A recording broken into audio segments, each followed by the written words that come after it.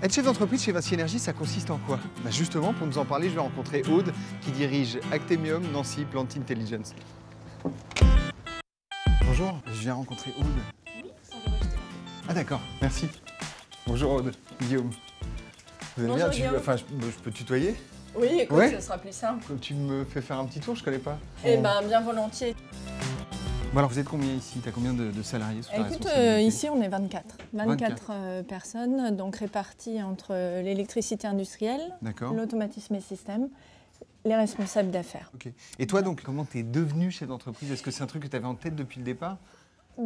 Non. Tu t'es dit, pendant tes études, tu t'es dit, je veux diriger une entreprise? Non, moi je voulais être technicienne. D'accord. Voilà, j'aime la technique, je suis ingénieure en génie électrique. Et du coup, quel est ton parcours pour arriver à ça? Eh bien, donc j'étais embauchée comme automaticienne. Petit à petit, j'ai pris en charge des projets. Ensuite, je suis devenue responsable d'affaires. Et puis ensuite, on m'a proposé de prendre la responsabilité de l'entreprise qu'on visite aujourd'hui. D'accord. Voilà. Et tu étais rentrée chez Actemium en quelle année? En 2001, j'étais stagiaire. Et puis, voilà. Stagiaire ici? À Metz, oui.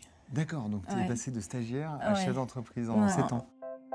Donc ici, on a notre coin pause. C'est aussi un endroit où les gens échangent beaucoup, également sur les projets, aussi bien vis-à-vis de nos fournisseurs, clients qui peuvent nous visiter, qu'en interne. Et vous pouvez montrer vos photos juste sur les... Ah oui, souriant sur les photos, ouais.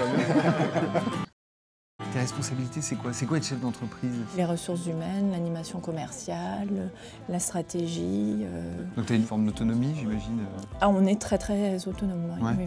Oui. Vraiment comme dans une PME, avec la force du groupe et en particulier la force financière du groupe. Et la force également de ce qu'on appelle le maillage dans notre organisation. Ça nous permet, par rapport à une PME classique, de prendre des projets qui sont beaucoup plus importants pour deux raisons. D'un point de vue assise financière et puis d'un point de vue équipe. Ici, aujourd'hui, on a des gens qui viennent d'autres entreprises du groupe et qui viennent enrichir notre équipe pour faire face à la demande de nos clients. D'accord. Tout baigne là? Tout baigne. Ouais. J'aime bien l'image du chef d'orchestre, c'est vraiment ça. C'est-à-dire qu'il y a bien sûr quelques idées qui viennent de moi, mais moi ce que j'aime avant tout, c'est que les idées viennent de l'équipe et puis qu'on les mette en musique et qu'on avance ensemble. Est-ce qu'il y a des choses qui ne te plaisent pas? Bon, je n'ai même pas d'idées qui me viennent. D'accord. Donc en gros, ça te plaît d'être chef d'entreprise. Donc ici, on arrive dans l'atelier. D'accord. Ici, on réalise les coffrets. D'accord. C'est Là, on a une affaire en cours pour un client important.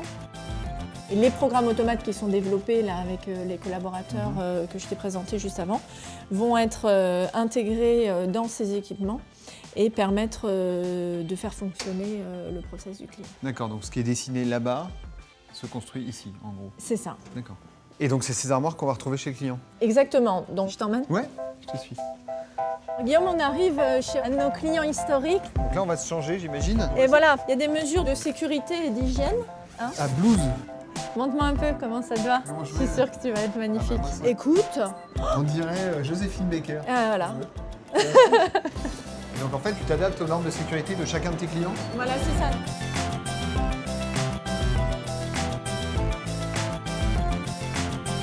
Donc tu vois là, c'est notre terrain de jeu. Alors tu vois Guillaume là, tout notre savoir-faire réside dans l'implantation de ces chemins de câbles. Et donc là, c'est le coffret, donc ça a été fait dans notre atelier. Mais là, c'est un réseau comme un réseau d'ordinateur. C'est vraiment l'information. Ah oui. Tu as tout un repérage que tu vas retrouver dans les schémas électriques. Alors ici, tu retrouves les armoires comme celles qu'on avait dans l'atelier, avec les organes de pilotage principaux. Tu as l'air passionné par l'environnement industriel? En fait, moi là, je suis vraiment dans mon élément. C'est pour ça que je fais ce métier-là. C'est pour être dans les usines avec les clients. Ce que j'aime, c'est qu'on arrive à faire des installations comme celle que tu as vue aujourd'hui. C'est vrai que ça me passionne. Dis-moi ce que tu ressens quand tu regardes ça. Humilité. Une certaine émotion. Les lunettes vont s'embuer. Et donc ça, c'est les retours de toutes les armoires électriques que j'ai vues avec vous. Exactement. On est à la fois dans un procédé de demande de leur part, mais aussi d'offre de votre part en innovation. Oui, et ça fait vraiment partie de nos missions. Donc il y a l'aspect, d'un côté, la veille technologique. c'est-à-dire être à l'écoute de ce que le marché offre et de comment nous on peut faire avancer les choses, et ensuite d'aller l'amener et de proposer à nos clients ce qui pourrait leur permettre eux-mêmes d'avancer et de faire évoluer leurs procédés. Là, on est à 2 heures de chez Altemium. Tu me disais bureau, que ta zone d'intervention, je ne sais pas si on dit ça comme ça, c'est beaucoup plus large en fait. En fait, notre expertise fait qu'on est amené à intervenir partout dans le monde. On vient de terminer un chantier en République tchèque. D'accord, ah oui. On a actuellement pour d'autres clients des commandes pour le Mexique, le Brésil. Je suis amenée à me déplacer très régulièrement. Bon, bah, merci beaucoup pour toutes ces infos. Écoute, ça m'a vraiment fait plaisir. plaisir.